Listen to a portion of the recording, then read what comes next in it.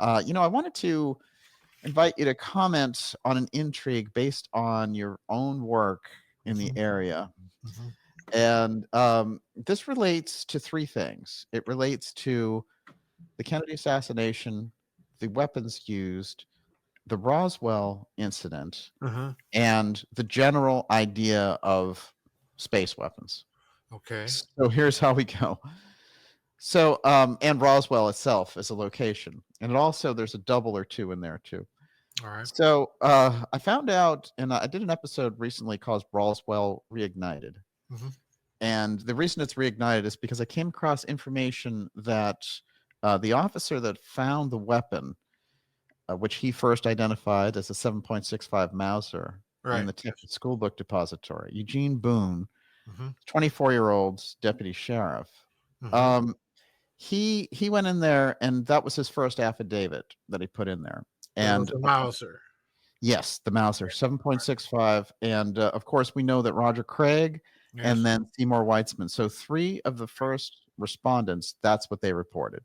Right. And in Craig's case, he said, but they all were like, oh, it's 7.65. Mauser. Right. Yeah, it's actually, it's printed Stamp on the barrel or some part of the gun. The barrel, exactly. Yeah. The other thing is that there is a, one of those runs a gun store. I think it's Weitzman. I think it was Weitzman. Yeah. He would know. Yeah. Right.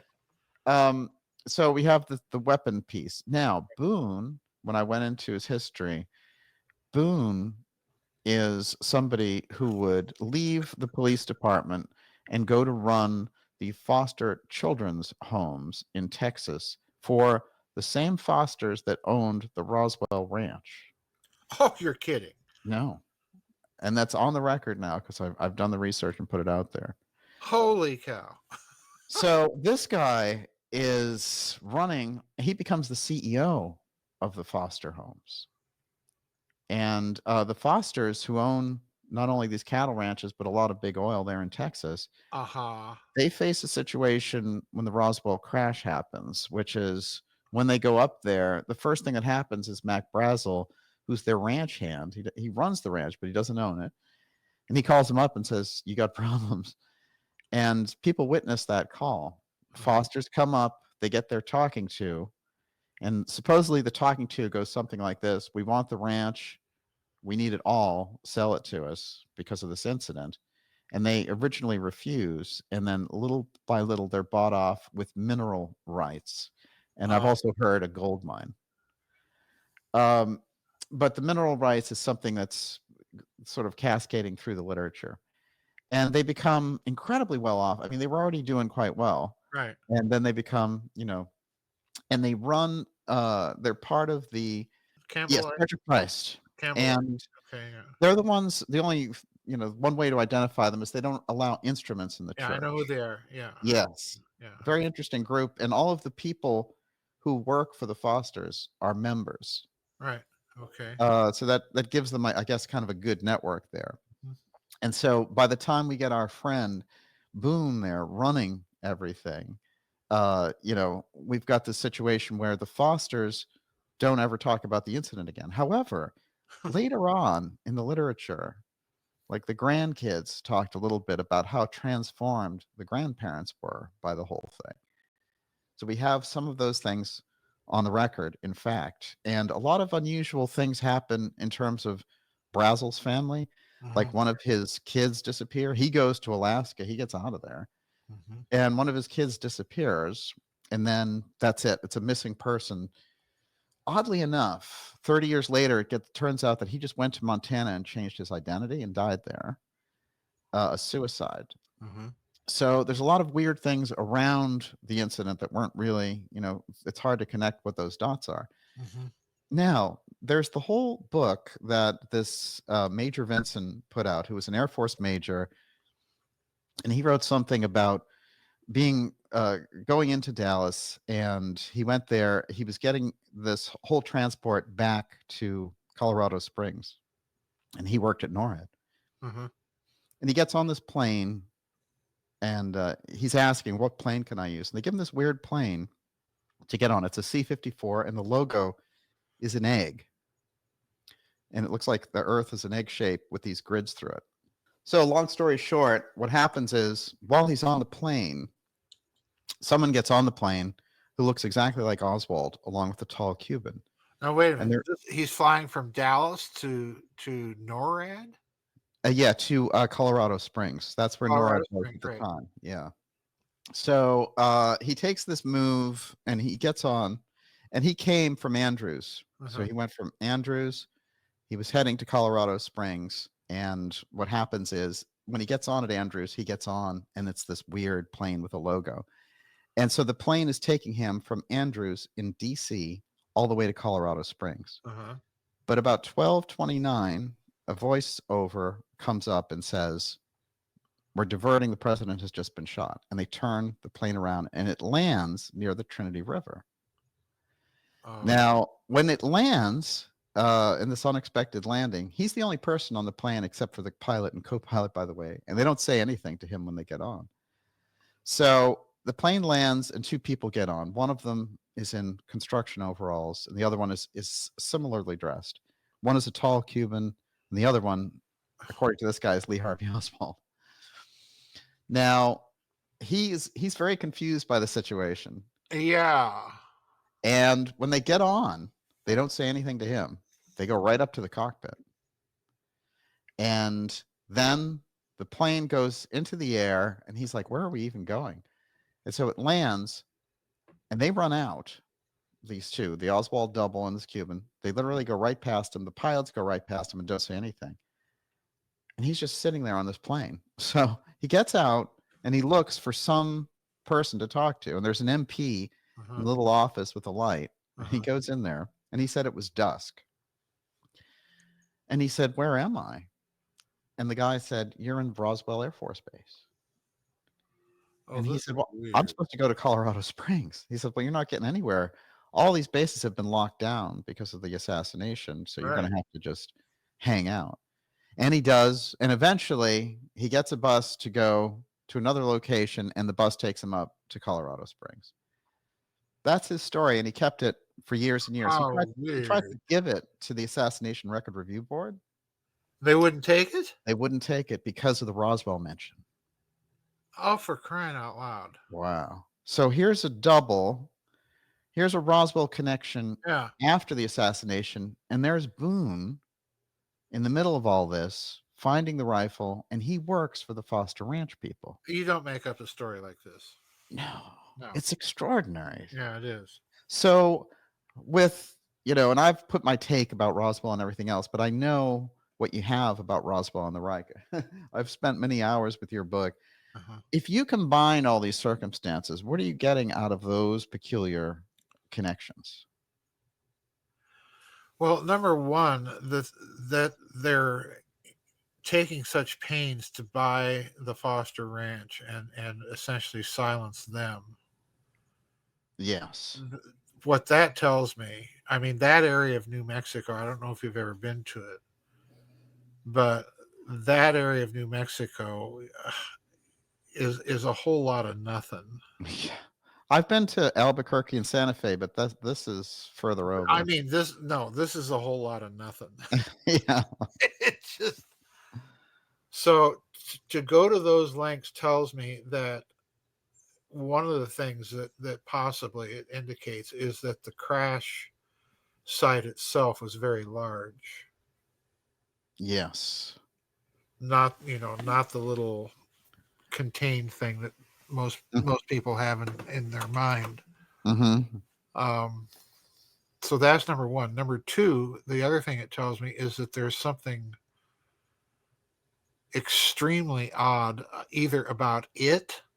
Maybe they did find strange bodies. Who knows? Mm-hmm. I'm not a believer in the bodies narrative, but um, for various reasons, not the least of which is they can't get the story to come down to an agreed data set. But whatever it was that they're finding or that was found there, they're worried that something else might still be there. I don't know. Oh yeah. And then to the part of the thing that mystifies me is if you've got a soldier working at NORAD who is on a flight from DC to Colorado Springs. They divert to Dallas. They pick up a Lee Harvey Oswald double, and then fly on to Roswell. Yeah. What that's suggesting to me is that somehow that base and the whole story connected with it is part of this whole Kennedy assassination story in some fashion Yes. that has never been adequately disclosed or investigated. Yeah. And it kind of goes to the basic thesis in Roswell and the Reich that it had something to do with advanced space or aeronautic technology. Right. And it may have had something to do with nuclear weapons as well, since that was a nuclear weapons base as well. But Right. that's Yeah. just very bizarre and weird. Of I mean, all it's the so weird, all the weirdness around both Roswell and Kennedy, that's just plain weird.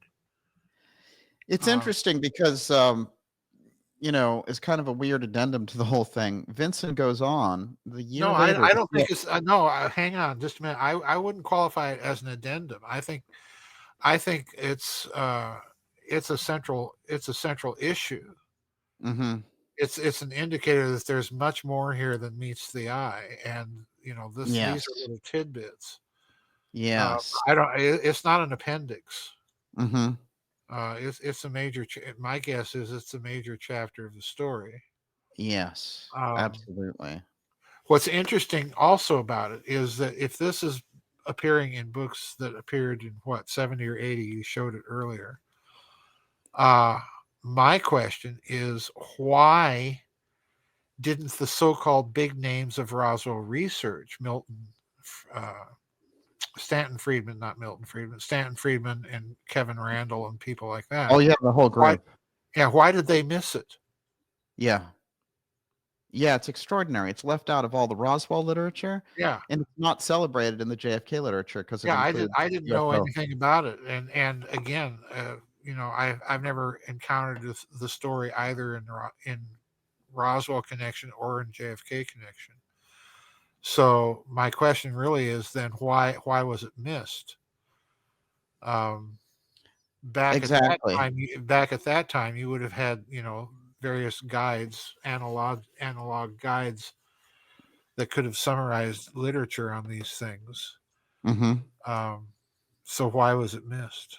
Was it not cataloged? Was it not entered into Reader's Guide of Periodical Literature and so on and so forth? Did no one ever review it?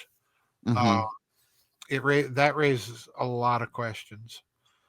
It's pushed out Yeah, of the literature on both sides, yeah, yeah. and it's not accepted by the official body of the ARRB. They don't want it. Even with the guy's impeccable background, and he went on, by the way, to be recruited by the Central Intelligence Agency to work at Area 51. Hey, he's How good clever, enough for Paula. us, but not for you guys. No, you're onto something here. Yeah. There's no doubt in my mind. I mean, I've been around research like of this sort for long enough to know when you're onto something and when you're not, and you're Yeah. definitely onto something. Wow, Uh, fascinating. um, The Foster Ranch, yeah, uh, that whole that thing. connection, so unusual. Yeah, they don't just come in and buy a whole ranch. A lot of nothing. Um, they're my guess is that they probably ran more uh, post Roswell incident cleaning missions. In other words, they went back in. They sent other teams back in after all the attention had died down to find any other debris that might have been left by those initial debris cleaning missions. Right. It would not Right. surprise me a bit. Do you think that that is fascinating? An intrepid little Roswell researcher found out about the ranch, that the status of the ranch in 1948 got changed to a toxic level where you couldn't raise animals on it and you couldn't raise different types of crops on it because of the toxic identification that it had. In 48? In 48, a year later. Yeah. But they don't specify what the toxicity was? No, no. But you know, it's interesting because it's that same level that you would get, you know, if like Mhm. a toxic spill had happened, something major had occurred there. And so for the people who would own it in perpetuity, and it switched around in quite a few hands, uh, oddly enough, all those people couldn't grow, you know, plants on it, couldn't grow crops on it, and couldn't herd sheep. Well, any look that again, that area of New Mexico is not known for a lot of crop growing. I mean, it's at best scrub. So in other words, what they're really saying is don't let any of your animals eat any of these plants, and don't eat any of your animals that do eat these plants. Hmm. Uh, Yeah. which, which, so in other words, they're buying the ranch because it's a toxic spill. Yes. So that means whatever caused the toxic spill was caused by the crash Exactly. and something found in it. And right off the top of my head, I can think of lots of stuff that might be found in Nazi technology that you wouldn't want your animals eating. Ah. Uh, uh, Yeah. Things like thorium oxide, mercury thorium oxide. Hmm. It's probably not the best thing to ingest. Um, Hmm. yeah, I can think of a lot of. I can think Highly toxic. very, very, Huh. Yeah. very, and you wouldn't want animals exposed to it. So yeah, that whole thing makes that whole thing gives the exotic technology twist to the whole thing another little bit of loose confirmation. Well, we always knew because of Marcel, Uh-huh. because of the character of Marcel, Uh-huh. that it was not a mistake on his part. No. And that nonsense, the cover story is as bad as the lone gunman cover story in Yeah. history. Yeah. That's one. But then two, we also knew from all the strange things he described that it was something major and that he was familiar with all different types of aircraft. Yeah. Had been a pilot since 1928, in Yeah. fact. So he would have been very familiar with it, and that he was also not only in charge of intelligence for the base, but security. Yep. So we're in a whole different ballgame there with Marcel when he comes upon it and his original Yeah. description. And of course, they make him give the phony explanation of a weather balloon at the news conference, and he has to button his lip. And the story hangs out for 32 years in complete silence. It yeah, well, the story never made sense to me. Yeah. And by the way, I don't remember who it was, but in the photographs of General Ramey and Jesse Marcel with the so-called debris, there's a little folded up scrap of paper, the telegram. Have you heard about that? Yes. Someone Yes. Yes. someone blew it up and deciphered that whole He talks telegram. about a crash. Yeah, and blew all that weather balloon nonsense Yeah. out of the water. But no, Wow. it you know what the Army Air Force was asking us to believe was that they had an intelligence officer and chief of security at the country's only nuclear air base that was a complete ninny. Right. Okay, guys, That weather that balloon. just doesn't that dog Oops. doesn't hunt. Wow. And they still use weather balloons as the most ridiculous excuse. It's like a fallback position for a psyop. It's Well, it's interesting becoming though. used now. Now the latest version of the balloon thing was the mogul balloon, and Yes, right. That nonsense about Project Mogul. Oh, it was an experimental balloon. And guess what? We had these dummies, crash test dummies that we would drop, you no, know. I listen. After all their explanations, I'd sooner believe the dead lizards with the beaded skin and the 3D version of the incident than the military explanations of it because they just make no sense. Hmm. And the more you think about what they're trying to fob off on the public, the more you really realize that it doesn't make any sense. Um, Well, one thing that Marcel said at the end of his life either supports uh, your position on Roswell and the Reich about it being Nazi technology, and it may very well, or something else.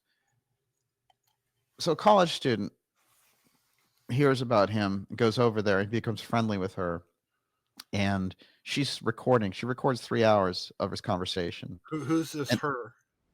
She was a college student named Linda Corley. actually, I just went through her entire transcript. And she's recording an interview with Jesse Marcel. Yes, Okay, I actual got Jesse you. Marcel. I've heard the tape and I have the transcript. Okay. And it's very interesting because this is one of those things that got lost in the shuffle as Mm-hmm. well. Mm-hmm. So she's going there and she's having him describe what the hieroglyphs actually look like. And it's quite interesting because the more he describes them, the more they look like odd, almost geometric shapes, more so than hieroglyphs. Mm-hmm. And so, she's doing this project with him. He's being very nice about things. And at the end of the conversation, she says, "Are there things that you've kept beyond what you've told?" And he said, "Of course." Mm-hmm. And he's like, "I swore an oath to secrecy for my country. I could never let those things out." Oh, sure. So that's where we end up with Jesse Marcel that, yes, I can tell you about the crash. Yes, I can tell you about the hieroglyphs and the memory metal and all the rest of it. But I can't tell you about the other thing. Right. So the other thing, it sounds like he knew what the other thing It was. was. Right. Yeah. Sure. So here's the odd thing. After she gathers up her information, she goes back home and she makes a call to him and says, that those images are interesting. I almost think it's like some kind of Roman language or something, but I'll get back to you because I'm working on this. And then he calls her up and says, "Forget everything that I said. Don't share it with the public. I don't want you to put any of that on the record. Forget all about it and Oh, move wow. on with your life and forget it." And he never spoke to her again. Oh, wow. Yeah, he died shortly after that. But what do you make of that? Well, it sounds to me like he either had profound second thoughts about making the descriptions of the hieroglyphs that he did in the interview, or that he was literally threatened and told to warn her not to release it. Yeah, maybe they were tapping his apartment or Well, his I would house. be a bit Yeah. surprised. Yeah. The hieroglyphs part of the story, he actually, and I have this in the Roswell and the Reich book, he actually underwent a hypnotic regression session at some point. I forget exactly when. His son did. His son did, yeah, Yeah. and was Marcel asked, Jr. was asked to draw. Yeah, it was Marcel Jr.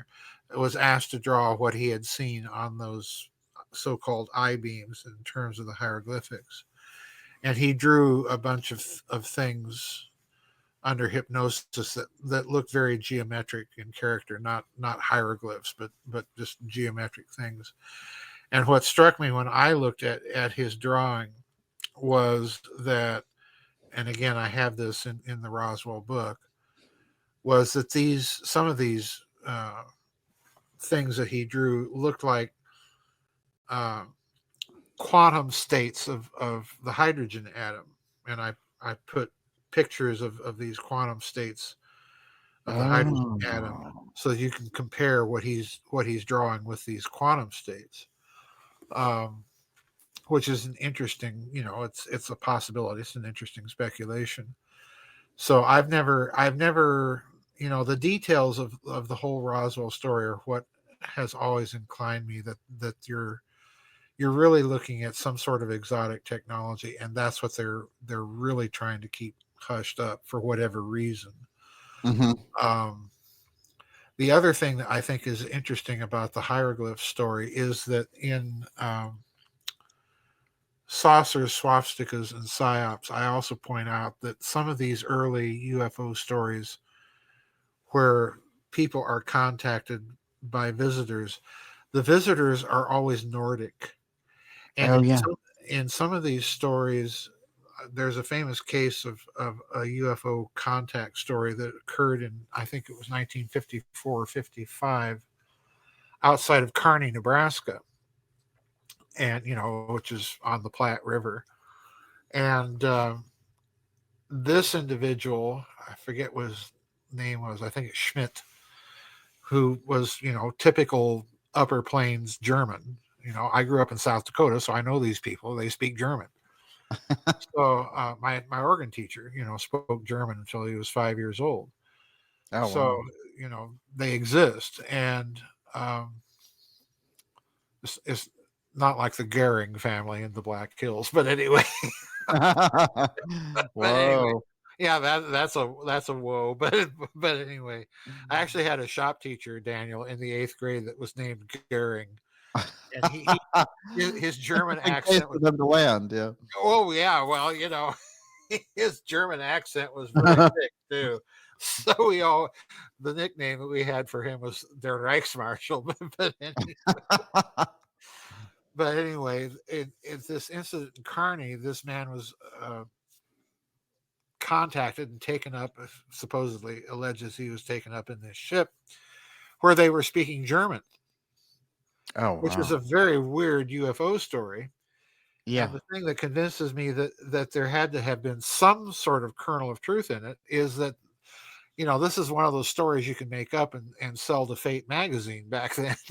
So it doesn't deserve any credence on its own. But the interesting thing about the story is that he elaborated and went on to say that the FBI and the Air Force had sent these people out to Kearney from Omaha, SAC base there at Omaha, to interview him, and they got there within a time frame that indicates that they were expecting something to happen. In other words, they left Omaha. Kearney to Omaha is a pretty fair Oh little wow. drive. So there's something there, So I have to wonder about these stories about hieroglyphs and people hearing languages and so on. I don't doubt them. I just wish that there was more to go on with respect. Interesting. We have hieroglyphs in the Kecksburg You have case. hieroglyphs in the Kecksburg case, yes. It's pretty interesting also when you think about it because the Betty and Barney Hill story Yep. includes a Nazi uniform. That Yep. one of the people appears to Barney to be wearing a Nazi The uniform. Nazi uniform. And again, why, that's a very strange thing to notice, much less say. Yeah, I mean it's on his hypnosis tape. It's on his hypnosis tape. Yeah. Yeah. It's a very, very strange thing to say. So there's there's always been an aspect of ufology that wants to ignore those stories, and I find it very disconcerting that if you're gonna accept other contactee and abduction cases, you've got to look at these and those details. It's just more proof that, as far as I'm concerned, that whenever you're talking about the phenomenon of the UFO, you're not dealing with one phenomenon. You're dealing with a whole continuum of different discrete types of phenomena, and they're all just equally baffling. Wow. Um, so Yeah. who knows where this is going to end up? What you're uncovering with this Foster Ranch business and the pilot and the Oswald double, that's not an appendix. Hmm. That's somehow a central part of this story that no one's noticed before, Unbelievable. in my Yeah. opinion. Yeah, you can feel it You can feel it. as soon as Boone came up Mhm. connected with Roswell. I said it can't be right.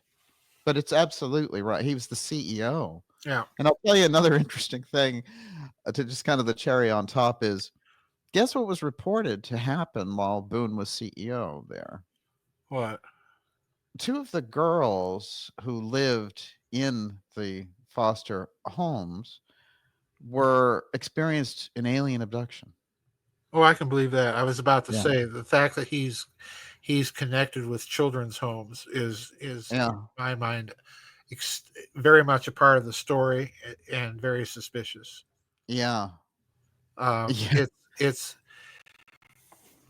it suggests to me that there's an aspect of human experimentation going on with that end of the story that dovetails Wow. perfectly with the other end of the story, Mhm. which I talk about in the LBJ book with Alton Oshner and the cancer clinic that he was running in Yes. New Orleans, and Oh yeah. Dr. Mary Sherman, and the fact that Dr. Ochsner, fellow South Dakotan, by the way, folks, would often go down to Latin America to treat his famous cancer patients down there, one of whom was Juan Perón.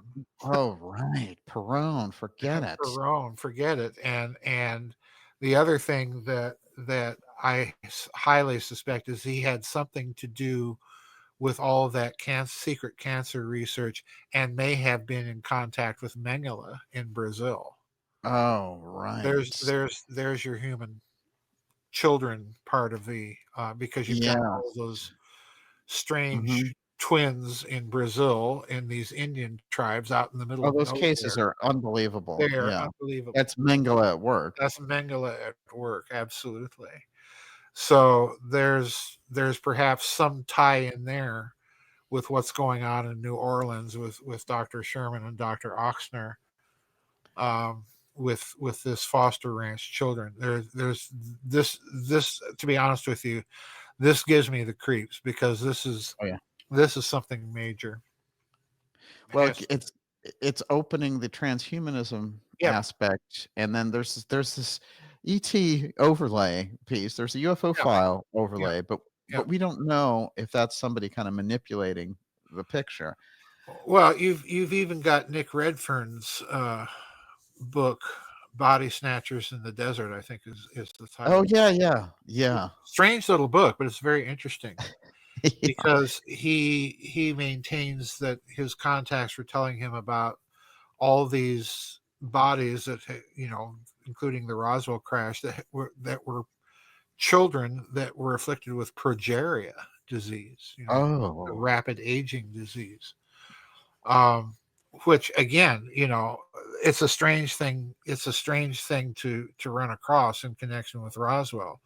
But again, it ties in with this theme of children, or somehow, what in the name of sense were they Oh, doing out there? wow. You know, Incredible. and let's not forget another grisly aspect of that was Japanese Unit 731 on the other side of Yes. World War II. Yes. They were experimenting with progeria. So there's Giving all, Mengele a run for his money, as it were. yeah, the Japanese were certainly giving Mengele a run for his money. Yeah. We don't hear much about that. No, we don't. In fact, I'm only aware of one major book on Unit 731. I have a copy of it, but it's just it's one of those books you have to read in just little bits at a time because it really is Well, monstrous. you know what's interesting about all this is when I think about something that you told me in relation to the Kennedy assassination was that Ruby you felt was one of the most interesting characters of all. Yes. And it's interesting to note that Boone, before he's the 24-year-old guy finding the gun in the school book depository, he is an ad executive 2 years earlier, and his client that he hangs out with and parties with everywhere is Jack Ruby. Oh, you're kidding. So And he's instantly an when I saw ad that, executive at the age of 22 yeah, in right, Dallas. yeah, give me Yeah. that one. Well, This guy gets placed everywhere.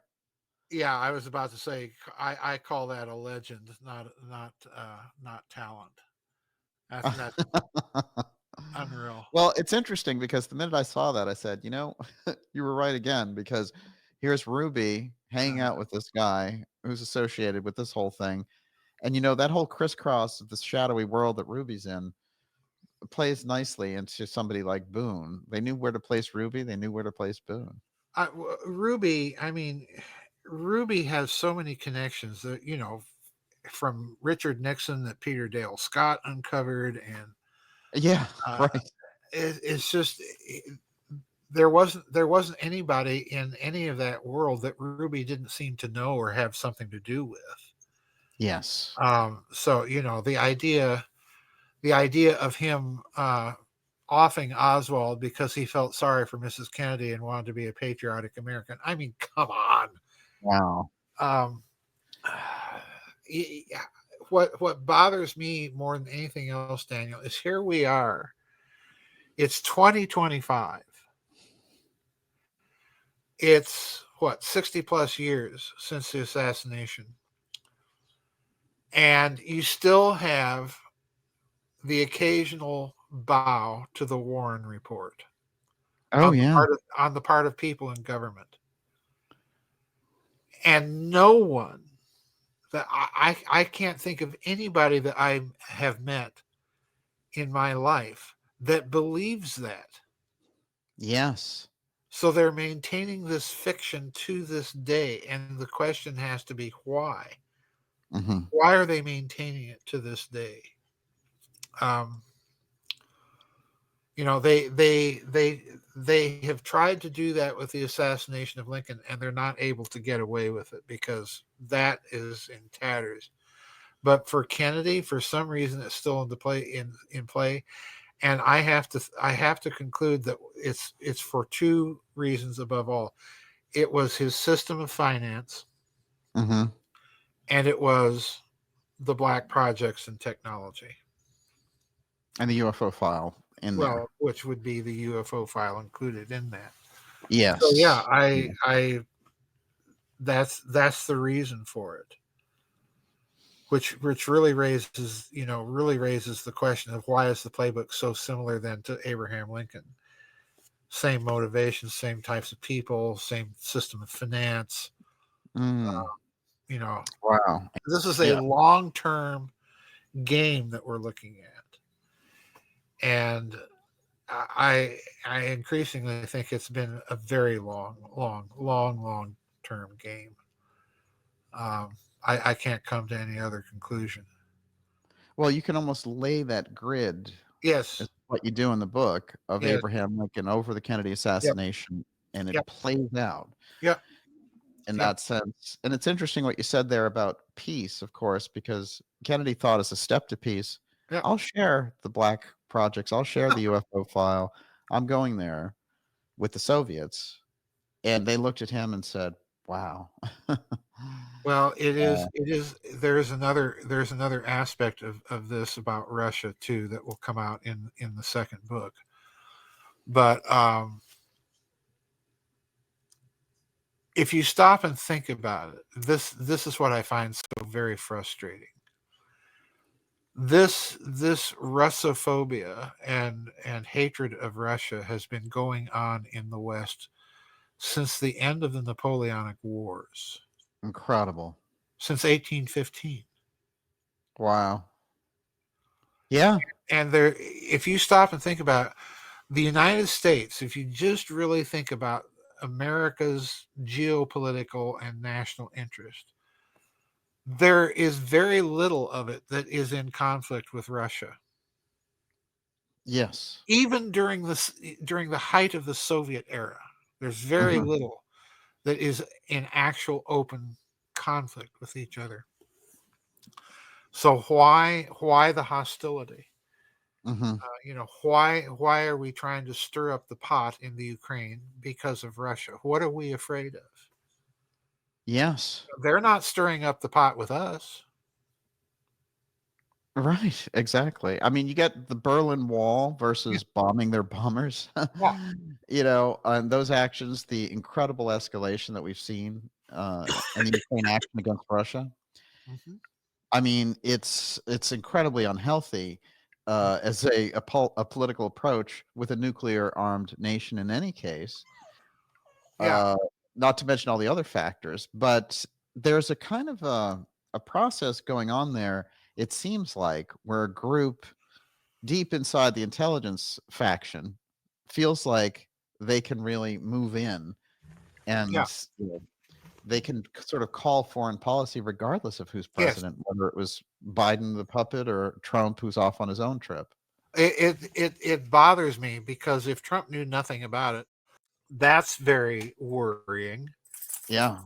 The other problem is that what it's saying is that Lindsey Graham, or as I like to call him, Lindsey Graham Cracker,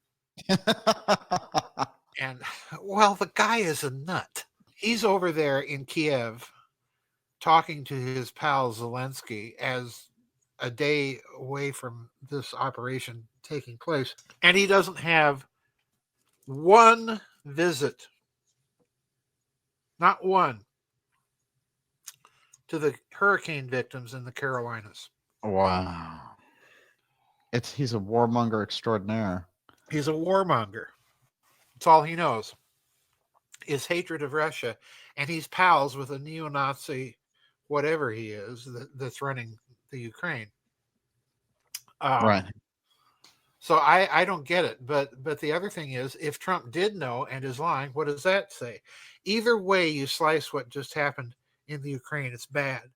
Incredible. What bothers me, Daniel, is Trump has his strengths, but history and culture and foreign policy aren't Yeah. among Yeah. them. So we're essentially in this national security situation where he's getting all of his Golden Dome stuff lined up. Yeah. But he's doing so in a way that bothers me, and that's he's doing it in a geopolitical historical vacuum. That Yes. he's not given us any indication of the geopolitical calculation that has gone into his thinking behind this thing, Right.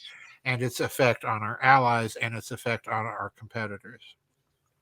Exactly.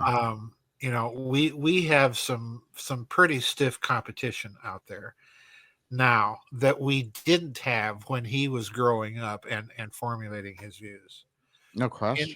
India, China, Japan, these are all major space powers, and of the three of them, India is to me the most interesting because they can launch enormous amounts of satellites, which they've proven they can do, and do it quickly.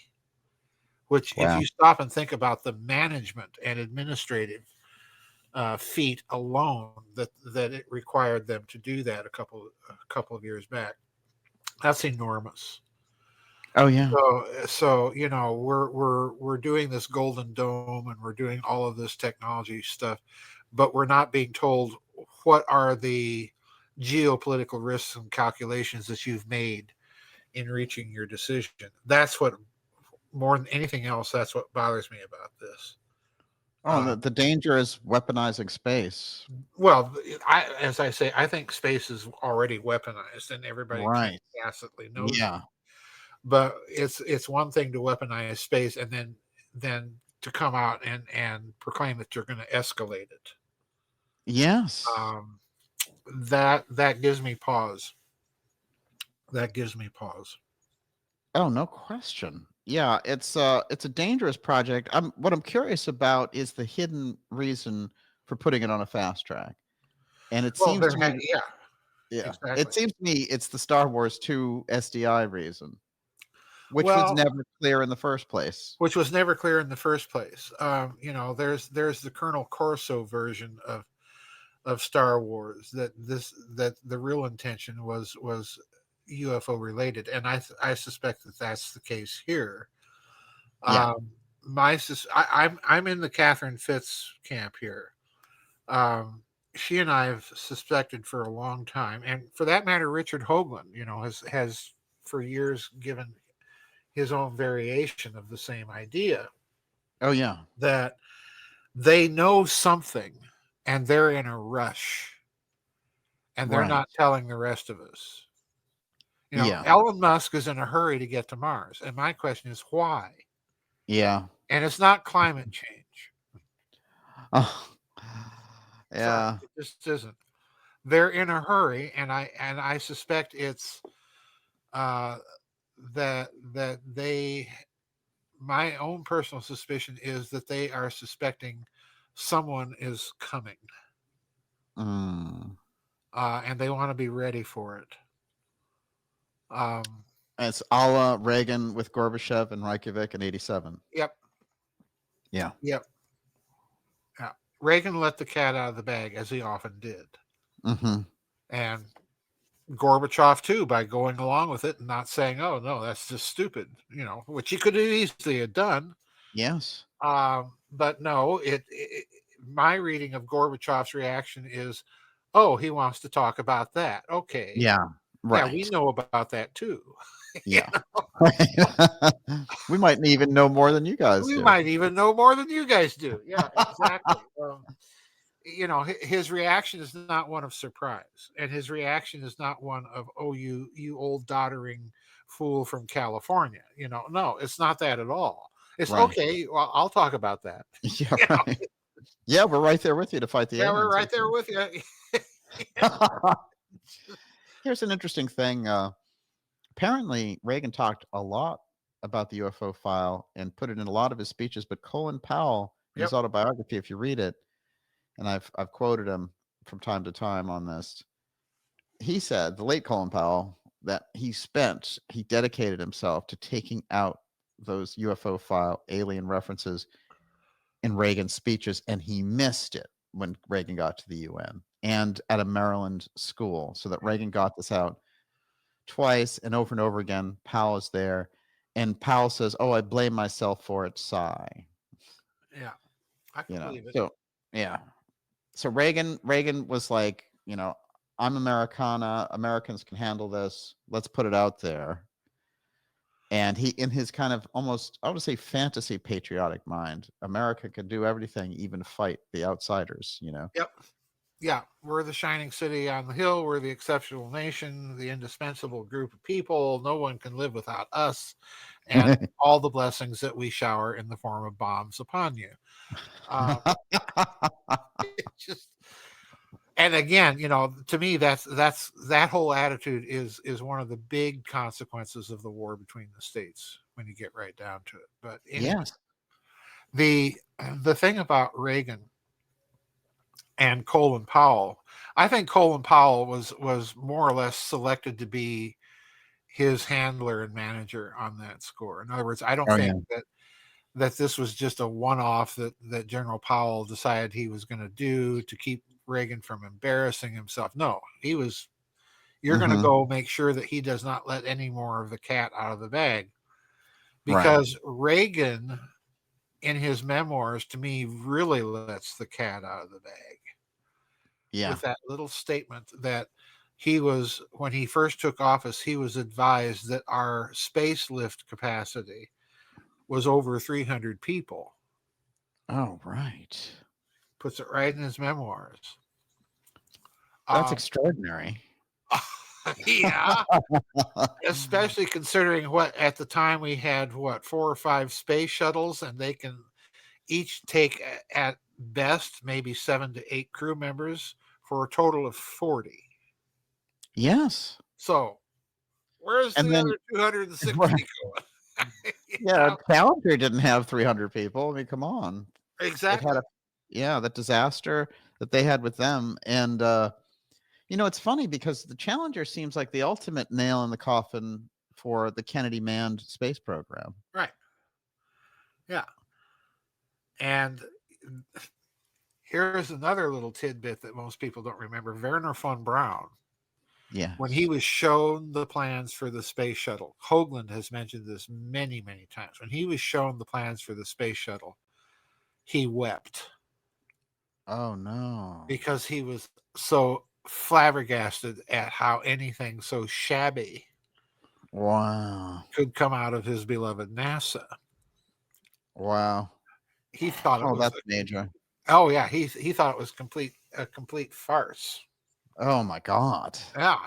Wow. So, The man on the inside who would know. the man on the inside who would know. And Yeah. he actually, if I'm remembering the story correctly, von Braun pointed out that this was, uh, you know, would endanger the lives of the astronauts far beyond what was necessary. I mean, so yeah, Reagan knew something from whatever briefings that he was privy to about the whole topic, and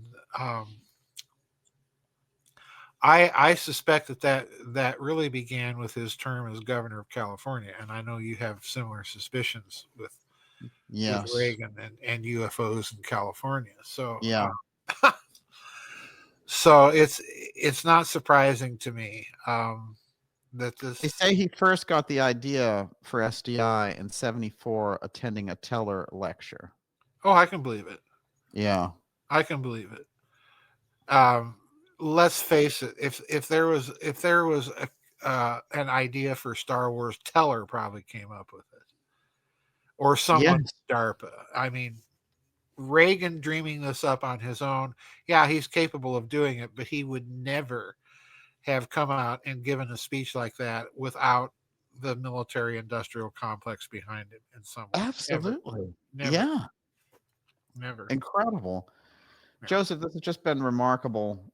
In the books, of course, as a set, we're going to change how we look at the Civil War and all that piece. I mentioned to you before we started that I've been seeing a lot of podcasts and things pick up on your work, and I have to say it outright plagiarize it, which you're seeing a kind of epidemic of plagiarizing. I thought it would be good for all those podcast pop clickers to hear your opinion on Bob Lazar.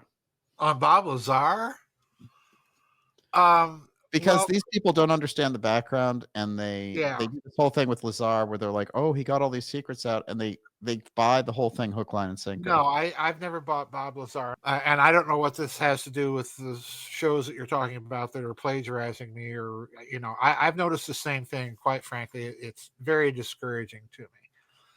Yeah. But with Bob Lazar, and I pointed this out. I forget in which book, quite frankly.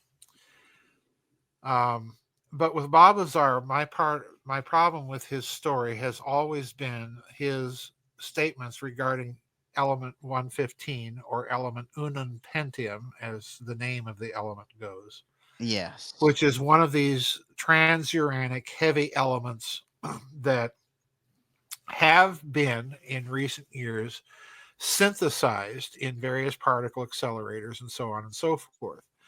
The German Particle Institute at Darmstadt has successfully synthesized element 115. When Lazar made his claims, that German particle accelerator had not yet synthesized it. And Lazar claims that he's been invited over to Darmstadt to cooperate with them on making, and he may have been. I'm not saying that he's not being truthful there. My problem is with what he has claimed about element 115 itself.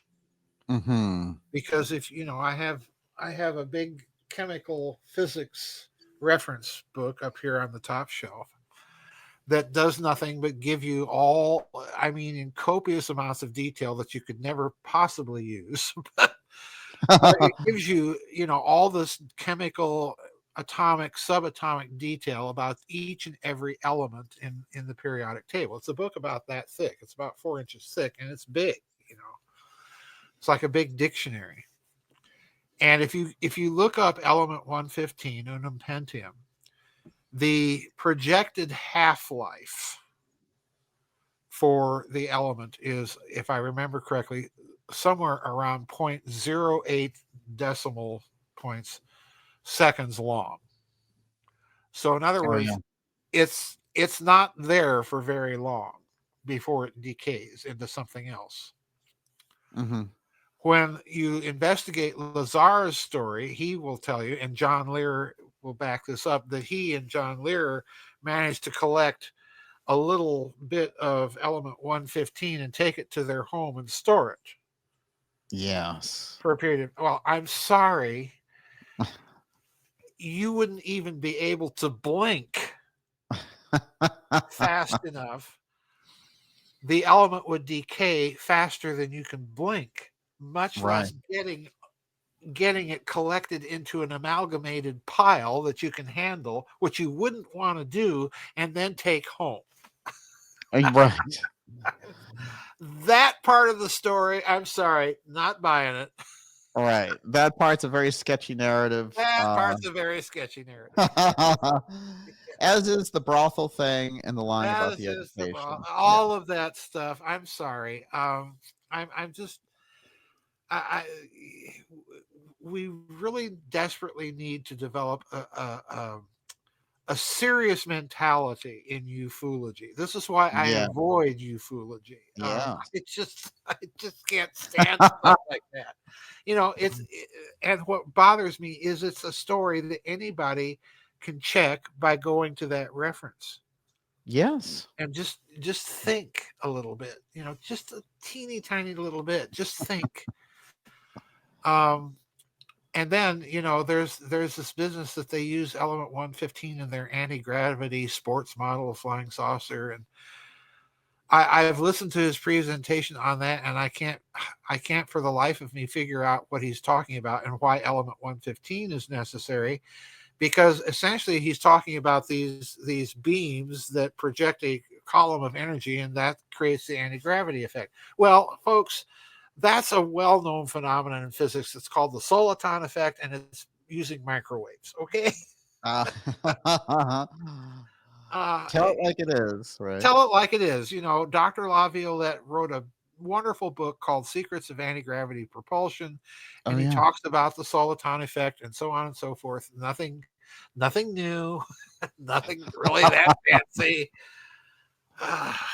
And we Wow. all know what a soliton is. I mean, you've got solenoids in your cars, similar thing. It's just Something very scripted about that whole release oh back in the day, and for many of these things with the podcasters and the pub click thing, they keep going back to Lazarus' thing. They don't examine the education no, lies. They don't examine the brothel stuff. They don't examine the Element 115 stories.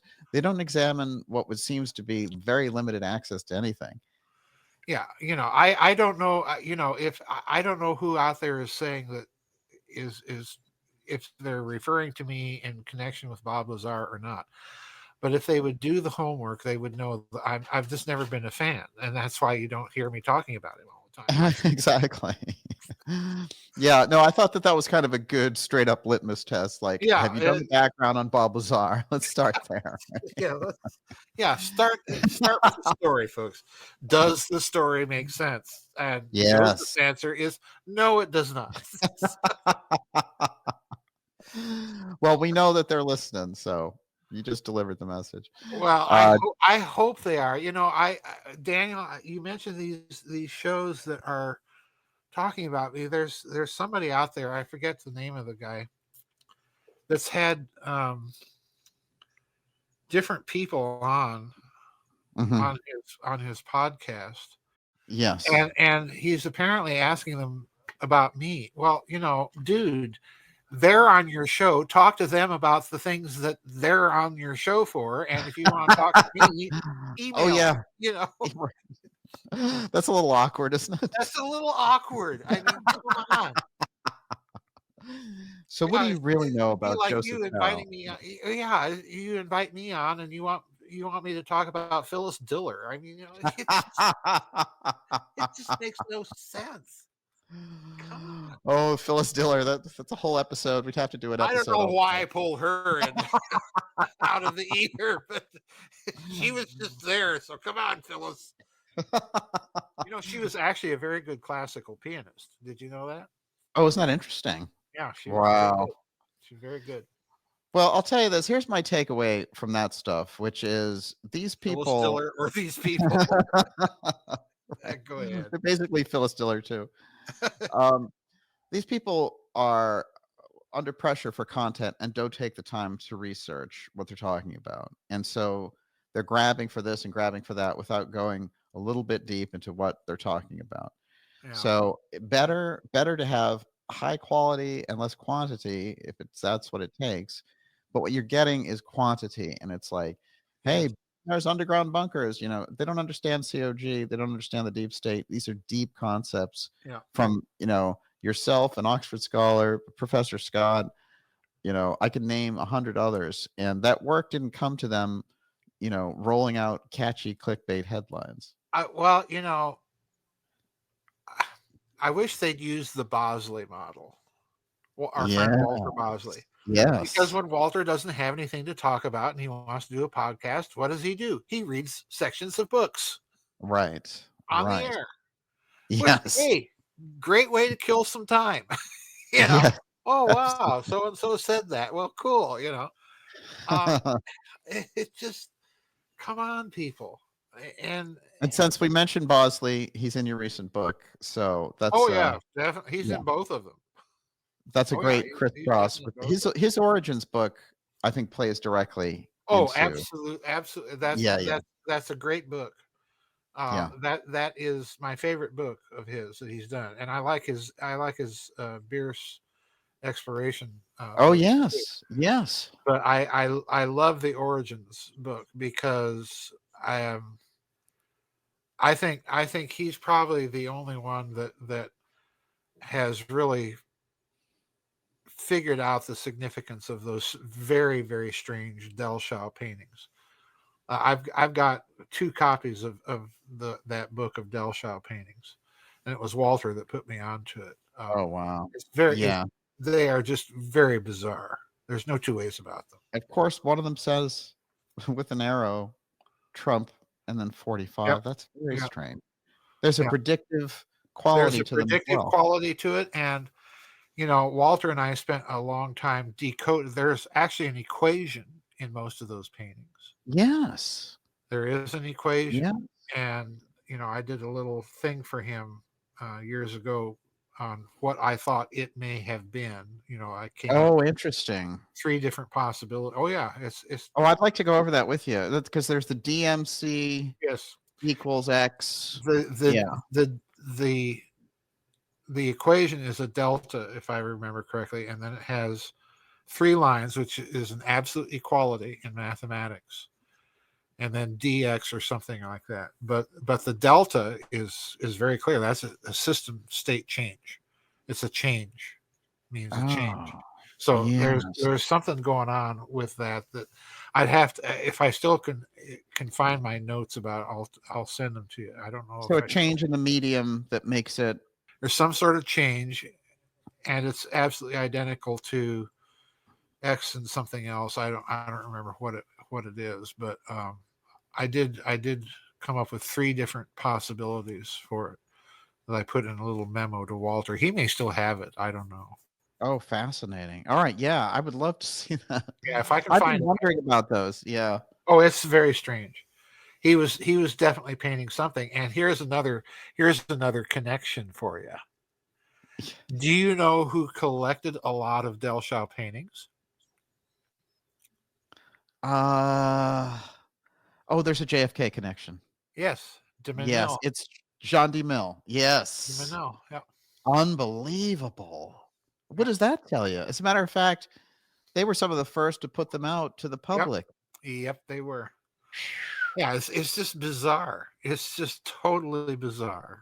Wow. Yeah, it's High just five to George de Mohrenschildt because they yep, were yep. it's interesting because Garrison spent so much time on them, Oh, he did. and Yes, he did. yeah, he Yeah, he knew knew. something was up there. Yeah. I don't think he ever Fascinating. figured that whole Demorin Schilt, DeMenil, Oswald uh, connection out. Yeah. Uh, but I think it was because he was not expecting, number one, the ecclesiastical connections that he saw there, which is a part of the story that no one wants to touch. Um, Yes. Yes. yeah, there's a story there. It's that footnote on page 253 in Of LBJ. your book, Uh-huh. LBJ and the Conspiracy to Kill Kennedy. I knew one of those individuals very, very well. Incredible. Yeah. Yeah. Um, that aspect shows up in odd little ways. Oh, it I'll sure tell does. I'll tell you the weirdest of the whole Uh, thing, which uh. is there's a serial killer who's writing letters to an Australian television woman, and he tells her of his adventure of picking up a hitchhiking Lee Harvey Oswald. Oh, wow. And he said that Oswald, after he dropped him off, he got the impression that he was heading over the border to Mexico with a priest. Oh, that wouldn't surprise me. Yeah. So I bet you I could take a pretty good guess as to who the priest might have been too, Wow. and what was going on. But that's Joseph, absolutely fascinating. And I don't think we'll ever look at the Civil War the same way again. I hope And not. No, I'm I mean, very serious. You know, it was bad enough that this country fought that war. yeah. Um, it's still our bloodiest war to date, if you can believe that. Wow. Which I don't know if you have ever been to a Civil War battlefield, but when I was about 9 years old, we took a trip to Washington D.C. My dad's brother had just become the budget director at the Smithsonian, believe it or not, and Oh, wow. yeah, There's a job. that's a job. Yeah, my uncle's name was Robert Lee Farrell. Mm. Yeah, my grandmother, my French Bonapartist Confederate grandmother, as I like to That's call almost like Jefferson Davis Tippit. Yeah, that's like Jefferson Davis Tippit, exactly. So one day we drove out to the battlefield of First Bull Run, First Manassas battlefield, and we toured around there. And I've got to tell you, when you see the battlefield and the cannons lined up facing each other, and it's a creepy experience. There are ghosts on those battlefields. Oh, wow. When you look at what they were doing, it's just a very creepy thing. And it was such in the final analysis, all wars are unnecessary, but that one, um, that one to me is always, and it's interesting that many people have commented that war, even more than the American Revolution itself, has most impacted the modern American psyche. We think of that war more than we do our own revolution, and it's true. Oh, We do. yes. We Yes. do. The names It's and extraordinary, the parallel that's coming up now. Yeah. And it's almost a demand for civil war, right? You have to Well, take a side. I think it's because everybody senses the country is at that crossroads again. Mm-hmm. We have, in a way that it was not even in 1860 and 61, because we now have a totally off the wall, bonkers, radicalized political party in one political party, and the other political party is, what? We don't really know anymore. Mm-hmm. Mm-hmm. And the country is very badly divided. The country is one branch of government is at war with another branch of government in a way that we've never really seen. And Yeah. we have whole states that I'm all in favor of my idea of reverse secession. If you want to run things that way, out you go. Go Oh, be right. on your own. Goodbye. Yeah. Have our Yeah. blessing and just go. Mm-hmm. I've never seen the country so badly divided, and the last one was very bad, and then patching it up was even worse, made things even worse because Yes. they never really got patched up. That's the problem. That's Oh, no question. Mhm. No question. And there's still a mystery lingering there about Oh. Lincoln. I mean, I'm glad that you tackled this because it's interesting. Professor Scott told me that if he had one regret, it was that he never tackled the Lincoln deep state assassination aspect. Well, now Well, we have it. and to his credit, and in fact, it's Professor Scott, I believe that was the first one, and I mention him in the books. I think it was Professor Scott that actually came up with the idea that Jefferson Davis's flight from Richmond in 1865 was a continuity of government operation, which, if you know the details, it certainly was. Wow. There's not, again, it was not the fanatical, stubborn Southern leader wanting to, carry on the cause. And no. It was a carefully calculated continuity of government operation.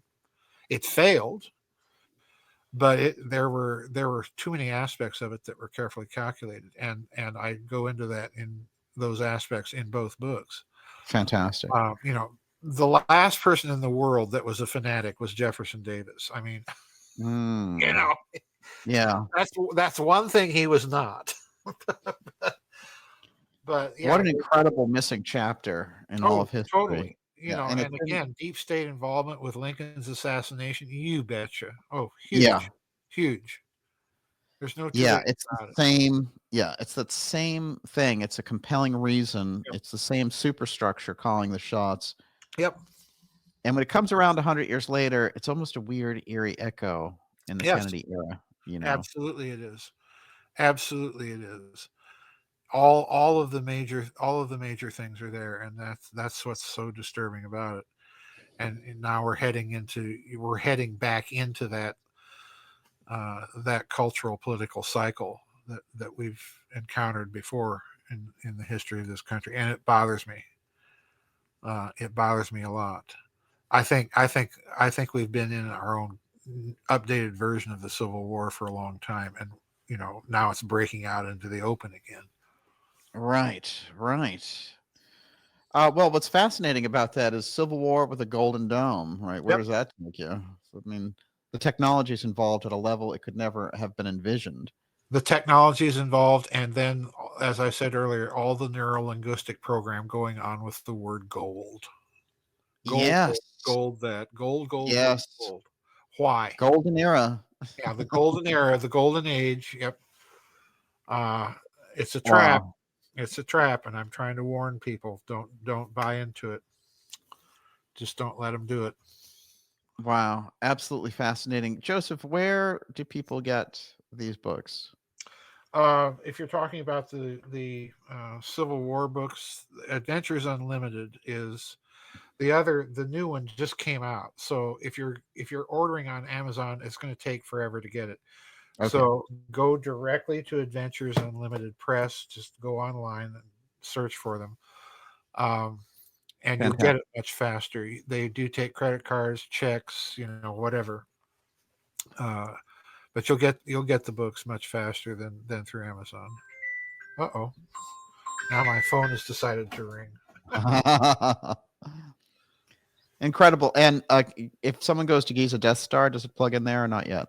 Yeah, it is plugged in on the website now, and it Okay, should good. take you if you click on the two book covers.